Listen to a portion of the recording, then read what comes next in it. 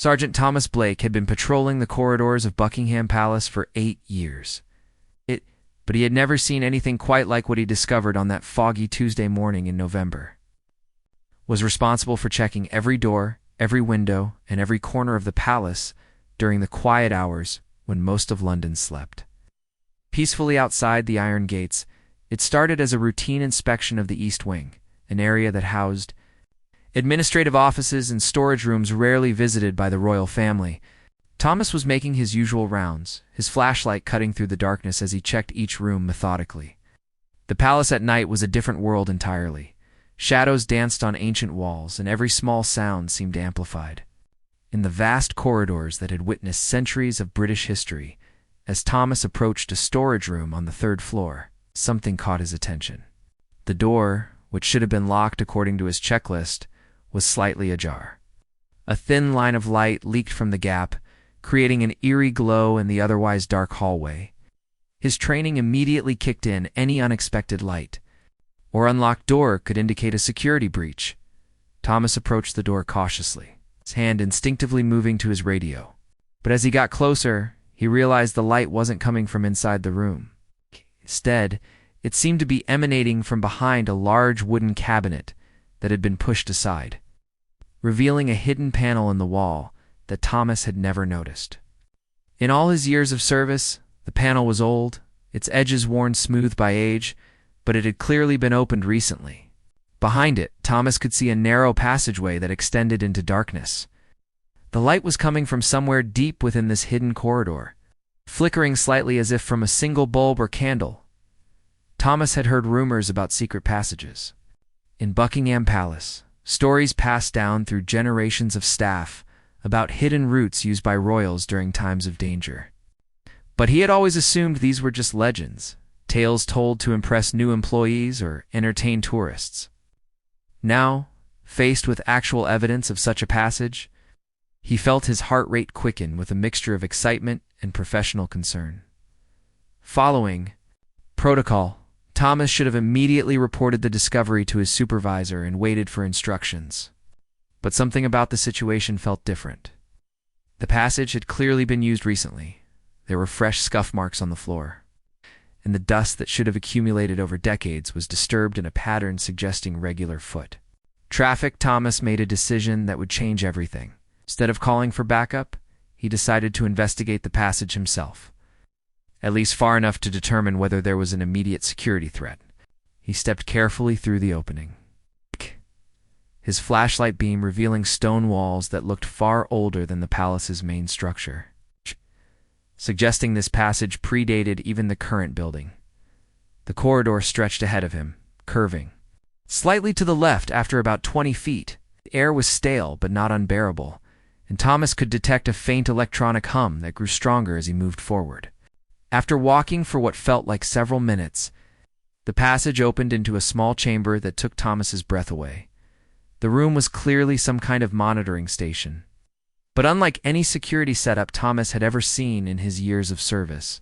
Multiple screens lined one wall, showing feeds from cameras positioned throughout the palace. But these weren't the official security cameras that Thomas knew about. These were hidden cameras, capturing angles and locations that the regular security system didn't cover. On a desk in the center of the room sat stacks of what appeared to be recording equipment, some of it quite old, with dates going back several years. Thomas picked up one of the devices, a small digital recorder labeled with a date from 3 months ago. His hands trembled slightly as he realized he might be looking at years' worth of secret surveillance footage from inside Buckingham Palace. But the most shocking discovery was yet to come. On the main desk, partially hidden under a stack of papers, Thomas found a leather-bound journal. The handwriting inside was neat and methodical, documenting what appeared to be years of observations and recordings. The entries were signed with initials, MH, and contained detailed notes about conversations, meetings, and private moments involving members of the royal family. Thomas sat down heavily in the chair, trying to process what he had discovered. Someone had been secretly recording life inside Buckingham Palace for years, capturing private moments and conversations that were never meant to be seen or heard by anyone outside the royal inner circle.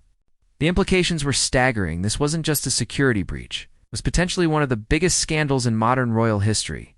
As Thomas flipped through the journal, he began to understand the scope of what he had uncovered. The entries referenced recordings of private family dinners, confidential phone calls, and intimate conversations between family members.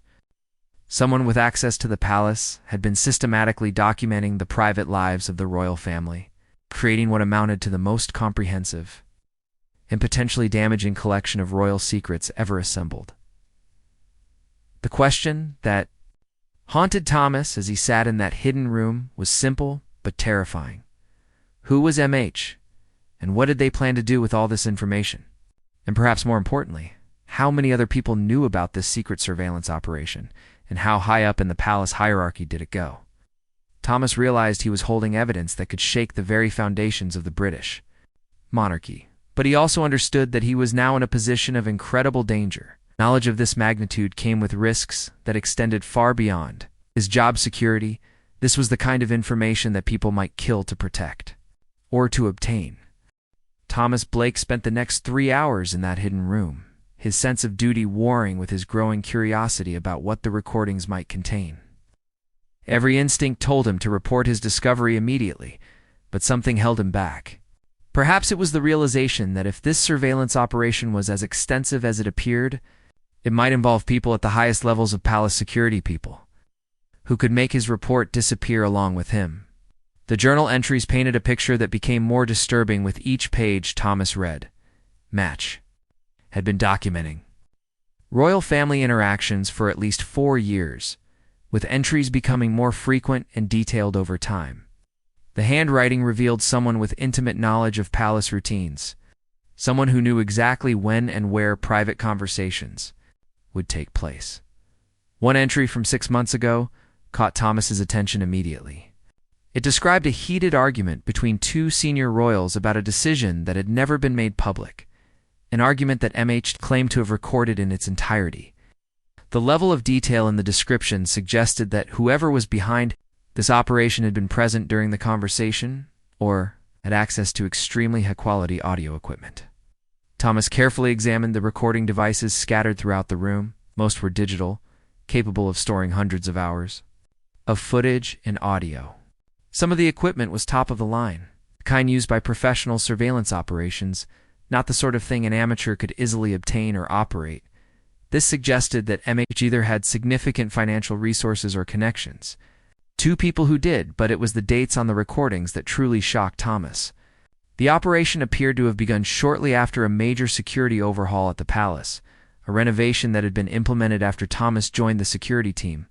Someone had used the chaos and confusion of the security upgrade to install their own surveillance network, hiding it so effectively that it had gone undetected for years. Thomas picked up one of the newer recording devices, its memory card nearly full. He hesitated for a long moment, knowing that viewing its contents would cross a line from which there might be no return. But his need to understand the scope of what he had discovered overrode his caution. He connected the device to one of the monitors in the room and began to review the footage. What he saw made his blood run cold. The recordings showed intimate family moments that no outsider should ever witness: private dinners, casual conversations, unguarded moments when the royal family believed they were completely alone. The cameras had been positioned with expert precision, capturing not just images but also procured audio of everything that was said. One recording showed a birthday celebration for one of the younger royals, a small, intimate gathering that had never been reported in the press. The joy and laughter on their faces was genuine, unfiltered by the formal protocols that governed their public appearances. But knowing that someone had been secretly recording these precious family moments made Thomas feel sick to his stomach. Another recording captured a private conversation between 2 senior royals discussing a charitable foundation. Their words, revealing genuine concern and compassion that the public rarely got to see. It was beautiful and heartbreaking at the same time, because Thomas knew that the privacy these recordings violated was something the royal family could never get back. As Thomas continued reviewing the footage, he began to notice patterns in when and where the recordings were made. Whoever MH was, they had incredibly detailed knowledge of the royal family's private schedules. They knew when family members would be alone, when private meetings would occur, even when informal conversations were likely to happen in seemingly random locations throughout the palace. This level of access suggested that MH was either a member of the palace staff or someone with extremely close connections to the inner workings of royal life. The thought that someone the royal family trusted had been systematically betraying that trust for years made Thomas feel physically ill. But perhaps most disturbing of all was what Thomas found when he examined the most recent recordings. The footage from the past few weeks showed increasing focus on one particular family member. With hours of surveillance documenting their daily routines, private conversations, and personal habits, it felt less like general surveillance and more like targeted stalking. Thomas realized he was looking at evidence of what could only be described as an obsession. MH had moved beyond simply recording royal life to focusing intensively on one person, documenting their every move with a level of detail that suggested something far more sinister than mere curiosity or financial gain. The implications were staggering. If this footage ever became public, it wouldn't just embarrass the royal family, it could destroy them. Private moments, the unguarded conversations, the human vulnerabilities that every family shares but keeps hidden from the world. All of it was here, recorded in high definition and stored for unknown purposes. Thomas found himself faced with an impossible choice. He could report his discovery through official channels, but there was no guarantee that the information wouldn't be suppressed or that he wouldn't become a target himself. He could try to investigate further on his own, but he was just one security guard against what appeared to be a sophisticated and well-funded operation, or he could walk away, pretend he had never found the hidden room, and hope that whatever MH was planning would never come to pass. But Thomas knew that wasn't really an option. He had taken an oath to protect the royal family, and now he had discovered the greatest threat to their privacy and security that he could imagine. As Thomas sat in that hidden room, surrounded by evidence of years of surveillance and betrayal, he realized that his discovery had changed everything. He was no longer just a palace security guard doing his job. He had become the guardian of secrets that could change the course of British history. The question now was what he was going to do with that knowledge, and whether he could find a way to protect the royal family from this threat without destroying his own life in the process. Thomas Blake knew he couldn't handle this discovery alone. After copying several crucial files onto a secure device, he spent the next 2 days researching everyone with access to the areas where the cameras had been installed. The initials MH haunted his thoughts as he cross-referenced staff records, maintenance logs, and security clearances. Looking for anyone whose name matched those initials, the breakthrough came when Thomas was reviewing personnel files from the past 5 years. Margaret Hartwell, a senior housekeeper who had worked at the palace for over 15 years, had been given expanded access to private quarters during the security renovation. Her initials matched, and her position would have provided her with detailed knowledge of the royal family's routines and private schedules.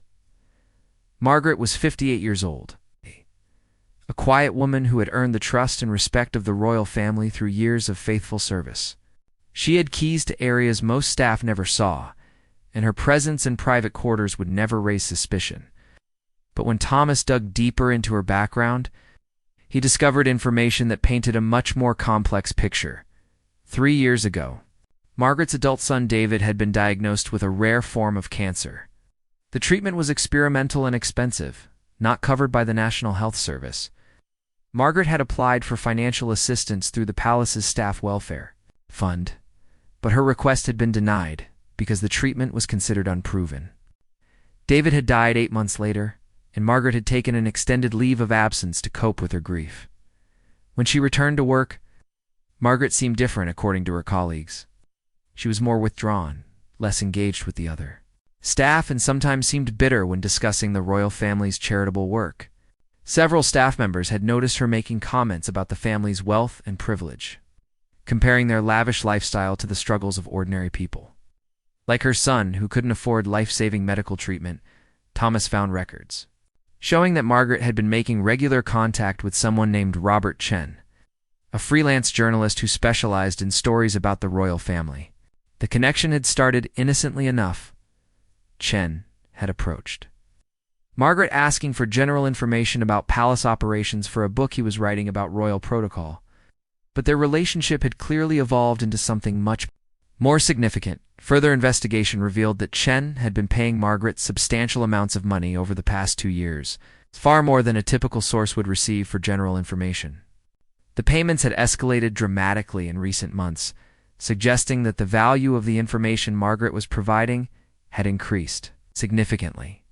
Thomas realized he was looking at a classic case of someone driven to betrayal by grief and financial desperation. Margaret's love for her son and her anger at a system that had failed him had transformed her from a loyal employee into someone willing to violate the ultimate trust.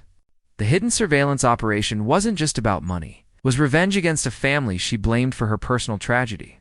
But Chen's involvement suggested something even more troubling. Thomas discovered that the journalist had connections to several international media outlets known for their aggressive coverage of the royal family. Chen wasn't just collecting information for personal use or even for a simple expose. He was building a comprehensive archive of royal secrets that could be released strategically to cause maximum damage. The most recent entries in Margaret's journal revealed the true scope of their plan. They had been waiting for the right moment to release their footage, looking for a time when it would have maximum impact on both the royal family and the British public. That moment was approaching fast.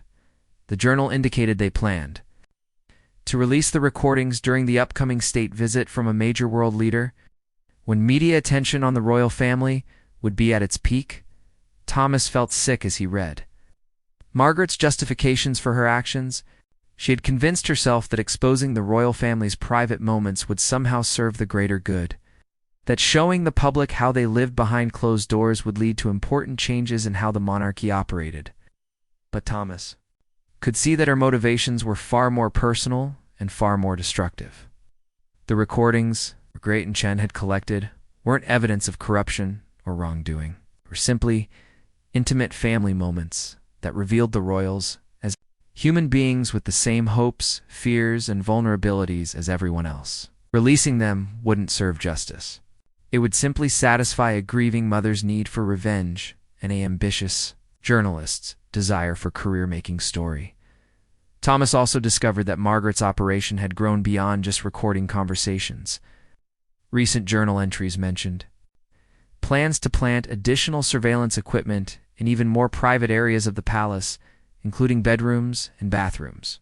What had started as recording public conversations had evolved into something that bordered on criminal stalking. Most disturbing of all, Thomas found evidence that Margaret had been sharing information about the royal family's security protocols, with Chen potentially compromising their safety for the sake of better surveillance access. This crossed the line from privacy violation into potential endangerment of the people Thomas had sworn to protect. As Thomas pieced together the full scope of Margaret and Chen's operation, he realized that time was running out. The state visit was only 2 weeks away. The journal entry suggested they were preparing to release their most damaging footage during that time. Once the recordings became public, there would be no way to undo the damage to the royal families privacy and dignity. Thomas knew he had to act, but he also understood the delicate nature of the situation. Margaret was a long-serving employee who had earned the trust of the royal family, and her actions were driven by genuine grief rather than simple greed. Chen was a professional journalist who would likely claim his actions were in the public interest, making any legal action against him complicated and potentially unsuccessful. The challenge Thomas faced was how to stop their plan without creating an even bigger scandal in the process. Simply arresting Margaret and seizing the recordings might prevent their immediate release. But it could also draw unwanted attention to the story and potentially lead to the very exposure they were trying to prevent. Thomas realized he needed help, but he wasn't sure who he could trust with information this sensitive. The wrong person knowing about this discovery could either bury it completely or ensure that it became public knowledge. And Thomas had no way of knowing which outcome was more likely, as he sat in his small flat surrounded by evidence of years of betrayal and surveillance. Thomas understood that he had become the guardian of secrets that could reshape the British monarchy forever. The question now was whether he could find a way to protect those secrets without destroying the lives of everyone involved, including his own. Thomas Blake knew he had to confront Margaret Hartwell before she and Chen could execute their plan. He had spent 3 sleepless nights weighing his options. He had come to the conclusion that a direct approach might be the only way to prevent a catastrophe that would damage the royal family forever, while also destroying Margaret's life and career. He chose to approach Margaret during her evening shift. When the palace was quieter and they were less likely to be interrupted, Thomas found her in the blue drawing room, carefully dusting antique furniture with the same meticulous attention to detail she had shown throughout her 15 years of service. For a moment, watching her work with such care and precision, it was hard to believe she was the same person who had been systematically violating the royal family's privacy. "Margaret," Thomas said quietly, causing her to look up with surprise. "We need to talk." Something in his tone must have alerted her to the seriousness of the situation, because her face immediately grew pale. She set down her dusting cloth with trembling hands, and Thomas could see the fear in her eyes as she realized that her secret had been discovered. "I don't know what you're talking about," she said, but her voice lacked conviction. Her eyes darted toward the door as if she were considering making a run for it, but Thomas positioned himself between her and the exit. "I found the room, Margaret. I found the cameras, the recordings, and your journal. I know about Robert Chen. And I know about your plan to release everything during the state visit." Margaret's composure crumbled completely. She sank into one of the elegant chairs, her face in her hands, and began to cry with the kind of deep, wrenching sobs that come from years of suppressed grief and guilt.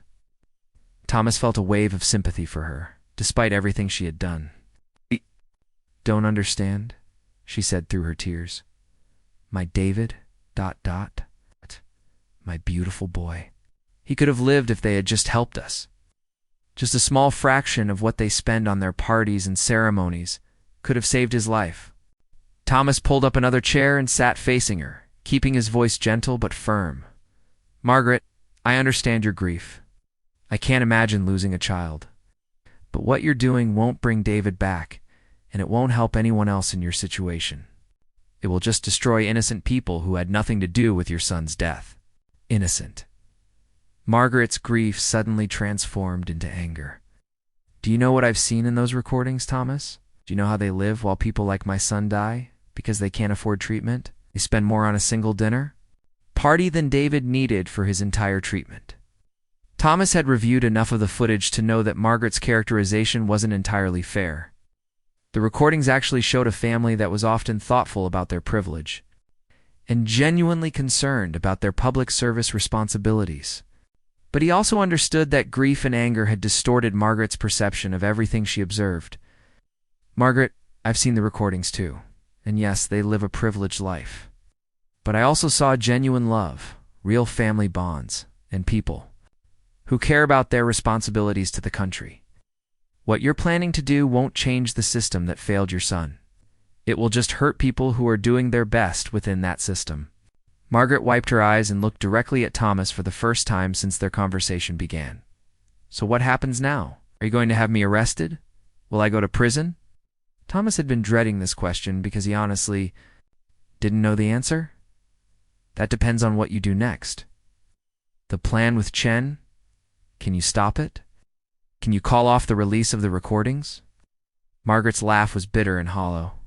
"You think Chen cares about what I want now? His copies of everything, Thomas. Even if I wanted to stop him, I couldn't.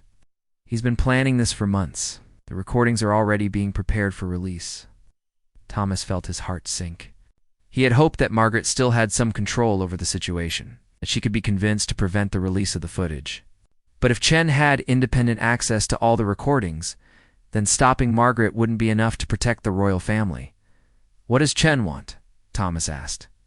"Is this just about money for him, or does he have other motivations?"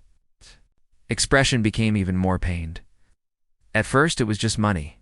I was desperate, and he was paying me well for information. But over time it became something else for him. He became obsessed with the idea of exposing what he calls the myth of royal privacy. He believes that the public has a right to see how their royals really live." Thomas realized that they were dealing with 2 different but equally dangerous motivations. Margaret was driven by grief and a desire for revenge, while Chen was motivated by ideological beliefs about transparency and public access. Both were convinced they were doing the right thing, which made them much harder to reason with than if they were simply motivated by greed. Margaret, think about what you're really accomplishing here.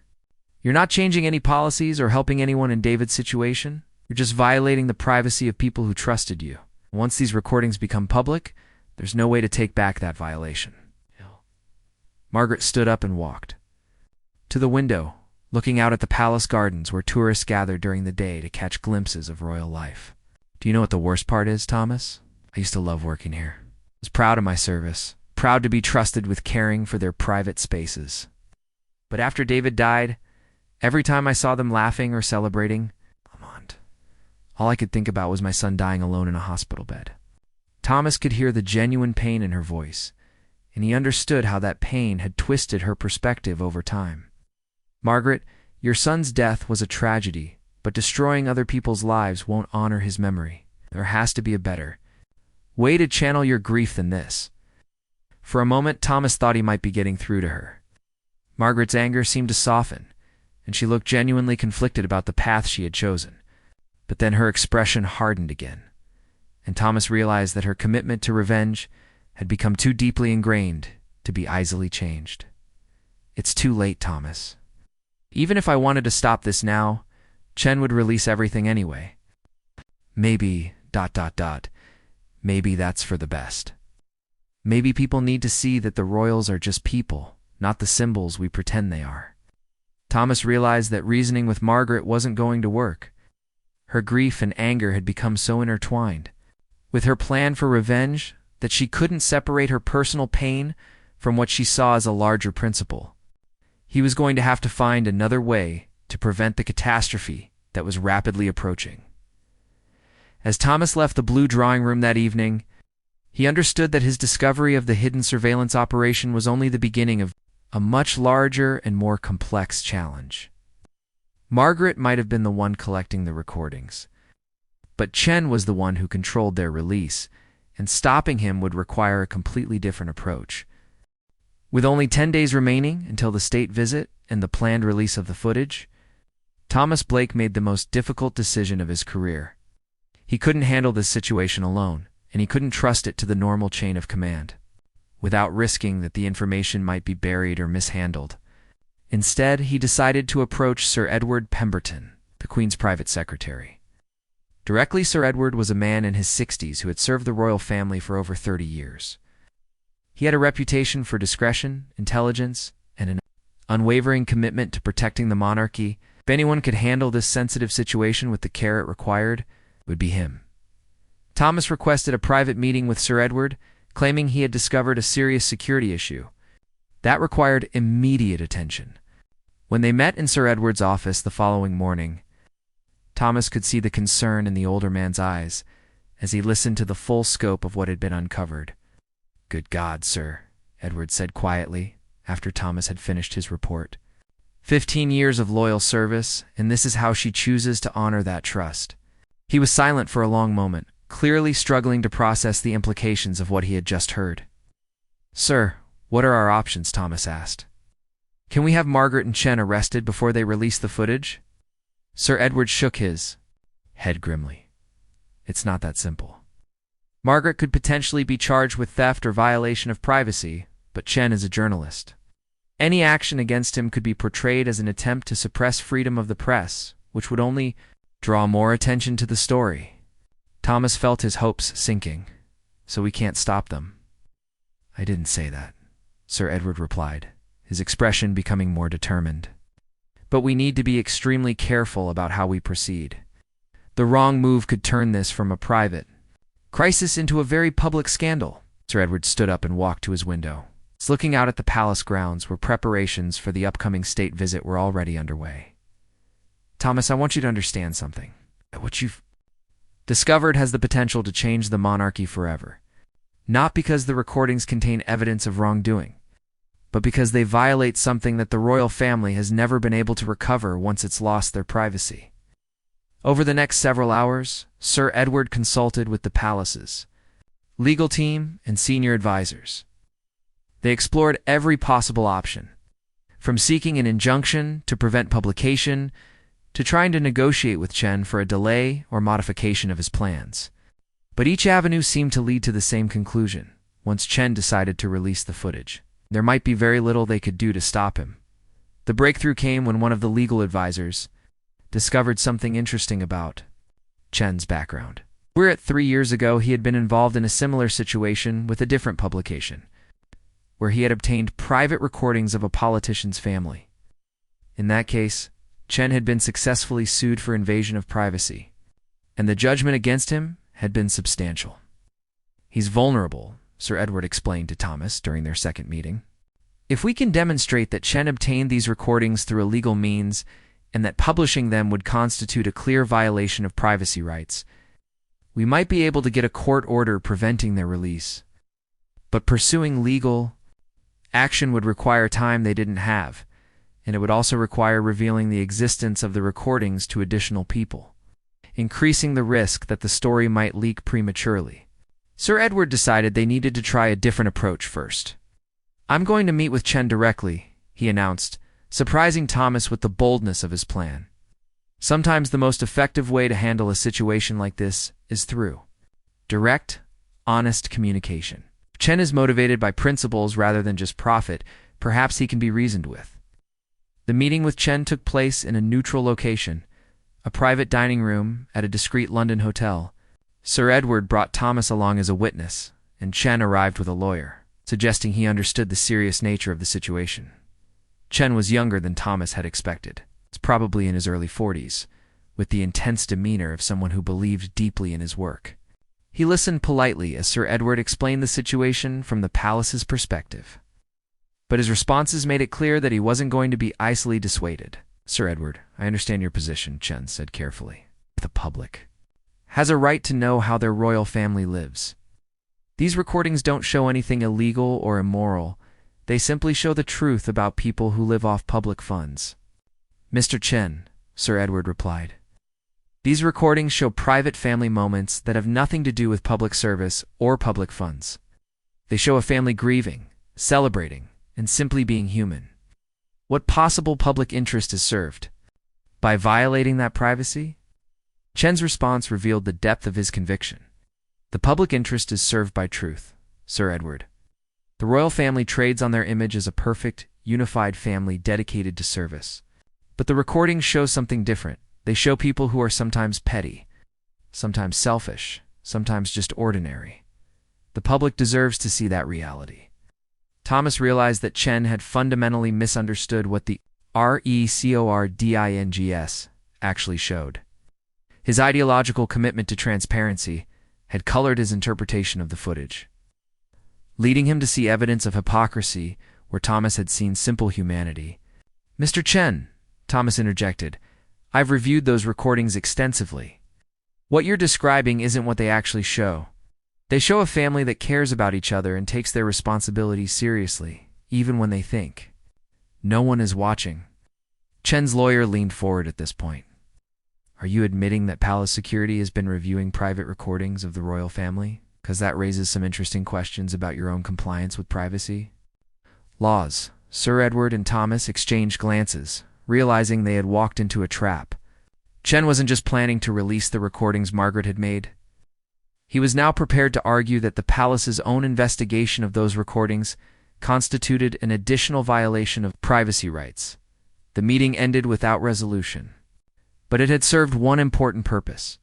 It had revealed that Chen was absolutely committed to releasing the footage, and that he had prepared legal justifications for his actions that would be difficult to challenge in court. As they left the hotel, Sir Edward looked older and more worried than Thomas had ever seen him. "Thomas, I'm afraid we may have run out of options for preventing this release. We need to start preparing for damage control instead." But Thomas wasn't ready to give up yet. There was one avenue they hadn't fully explored: Margaret herself. If she could be convinced to publicly recant her story and claim the recordings were fabricated, it might undermine Chen's credibility enough to minimize the impact of their Release, the question was whether Margaret's grief and anger had progressed too far for her to be reached, or whether there was still some part of her that remembered the loyalty and affection she had once felt for the family she had served for so many years. Thomas Blake stood outside Margaret Hartwell's modest flat in South London, knowing this might be his last chance to prevent a disaster that would echo through history. It was 3 days before the state visit, and Sir Edward had given him permission to make one final attempt to reach the woman who held the key to protecting the royal family's privacy. Margaret answered the door, looking years older than when Thomas had confronted her at the palace. The weight of what she had set in motion seemed to have settled on her shoulders like a physical burden. Her eyes were redrimmed from crying, and her hands shook as she invited Thomas inside. "I've been expecting you," she said quietly, leading him to a small sitting room filled with photographs of her son David. "I haven't been sleeping. Every time I close my eyes, I see those recordings being broadcast around the world, and I wonder what David would think of what his mother has become." Thomas sat across from her, choosing his words carefully. "Margaret, it's not too late. Chen may have the recordings, but without your cooperation, without you verifying their authenticity, they're just anonymous footage that could have come from anywhere." Margaret's laugh was hollow. "You think Chen needs me anymore? He has technical experts who can verify the recording's authenticity. He has documentation of the surveillance equipment. My cooperation was useful when he was gathering the material, but now I'm just a liability to him." "Then help us protect the people you once cared about," Thomas urged. Ow! "You worked for that family for 15 years. You saw their kindness there, genuine concern for others. You know they didn't deserve what happened to David, and they don't deserve this either." For the first time since Thomas had arrived, Margaret looked directly at him. "Do you know what the worst part is? The recordings? ... They actually show them being good people, real people with real problems, trying to do their best." When I was angry, I convinced myself I was seeing evidence of their callousness, their disconnect from ordinary people. But the truth is, they're more human and more caring than I wanted to admit. Thomas felt a surge of hope. "Then you understand why these recordings can't be released. It's not about protecting secrets or maintaining some false image. It's about preserving basic human dignity for people who have given their lives to public service." Margaret stood up and walked to a photograph of David, touching the glass gently. He was going to be a doctor, you know. He wanted to help people who couldn't help themselves. I tell myself that exposing the truth about how the royal family lives will somehow honor that dream, but I know it's a lie. David would be ashamed of what I've done. It's not too late to make this right, Thomas said softly. Chen can release whatever he wants, but if you publicly state that you fabricated the recordings, that you doctored the footage out of grief and anger, it will destroy his credibility. The story becomes about a grieving mother's breakdown rather than a royal scandal. Margaret turned back to Thomas, tears streaming down her face. "You're asking me to destroy my own reputation, to admit I've spent years lying and violating the trust of people who cared about me. I'm asking you to choose between your reputation and their privacy," Thomas replied. "I'm asking you to think about what David would want you to do." The silence stretched between them for several minutes. Finally, Margaret walked to her desk and pulled out a piece of paper. "I've been writing something," she said, handing it to Thomas. "A confession, I suppose, explaining why I did what I did, acknowledging that my grief led me to betray people who trusted me." Thomas read the handwritten letter, feeling a mixture of relief and sadness.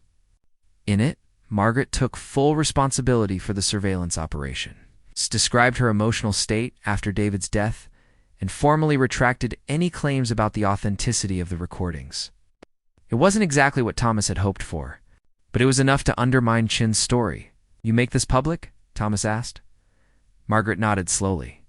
"Sir Edward's office called me yesterday. They offered me a choice: face criminal charges for the surveillance operation or cooperate with damage control efforts. So I decided to cooperate, not because I'm afraid of going to prison, but because I finally understand that destroying them won't bring David back." 2 days later, as preparations for the state visit reached their climax, Chen's story broke in the international media. But instead of the bombshell expose he had planned, it became a story about Margaret Hartwell, a grieving mother whose pain had led her to fabricate evidence against the royal family she had served faithfully for years. Margaret's public confession, delivered through a carefully orchestrated press conference, portrayed her as a sympathetic figure whose grief had temporarily overwhelmed her judgment. She claimed the recordings were a mixture of genuine surveillance footage from public areas of the palace, combined with doctored audio and fabricated private conversations that she had created to satisfy Chen's demands for more damaging material. Chen fought back, bringing in technical experts to verify the authenticity of the recordings. But without Margaret's cooperation, his case fell apart. The story became about journalistic ethics and the exploitation of grieving sources rather than royal scandals. Within a week, public sympathy had shifted decisively toward the royal family and away from Chen. Thomas watched the state visit proceed without incident, knowing that the crisis had been averted but at a tremendous personal cost to Margaret. She had resigned from her position at the palace and retreated from public view. Her reputation destroyed, but her conscience finally at peace. 6 months later, Thomas received a letter from Margaret.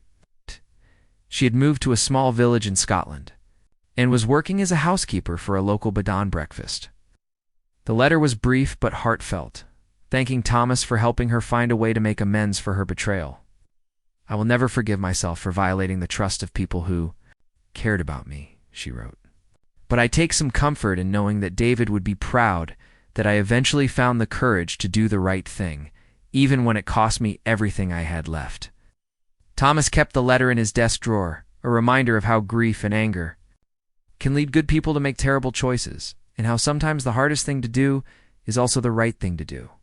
The hidden surveillance room had been sealed permanently, its equipment removed and destroyed, but the memory of what had been discovered there would stay with him forever. The royal family never learned the full details of how close they had come to having their most private moments exposed to the world. They knew only that a security threat had been identified and neutralized, allowing them to continue their lives of service with their dignity intact. And in the end, Thomas reflected, perhaps that was exactly as it should be.